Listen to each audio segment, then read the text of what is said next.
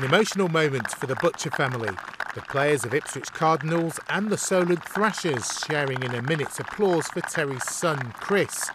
It's nearly a year since they lost him, and coping with that loss is still a challenge. How has everything been in these memories? You can't say it's great, and you can't say that time's a healer, because it certainly isn't. You just have to live day to day, really, and there's little things that spark the memory of Chris, and good memories, and today especially will spark a lot of memories, but you just have to get through it, Don. We all saw him a week beforehand. He was absolutely fine as normal, life and soul of the party. I guess that masked a few things we weren't to know, and then, you know, when we heard the news, we're all devastated, top to bottom in the club. In terms of the character he was, the person he was, I mean, what's the thing that really resonates with yourself now? He was a big lad, but he had a big heart, and he always looked after everybody, and he always put himself out there for other people, and that was always his nature. Chris's love of American football stemmed from family holidays in the States as a youngster. His favourite NFL team, the Denver Broncos, illustrated in the club shirt and cap worn by his father during the event at Southampton's Test Park Sports Ground.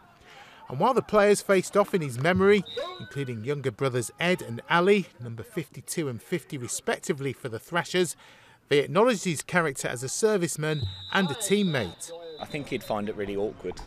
He'd want to shrink away and not want it to be about him. He'd much rather have his brothers or his dad take the spotlight, or any of us take the spotlight. I think he'd find it very surreal. And you didn't come face to face, is that right? No, I think that's probably a good thing that we didn't go against each other. We're both very competitive, both very big guys, and both quite nasty when we're on the field, so it probably wouldn't have gone down well for either of us. Their efforts on the field and the family and friends who attended off it helped to raise more than £2,000 for the Lee Bosnell Memorial Fund, the charity which helps veterans who have PTSD. Their cause also receiving support from an unexpected source. Goyer's in the pocket all day. Stedman Pearson, member of the 80s pop group 5 Star and a close friend of the Cardinals head coach.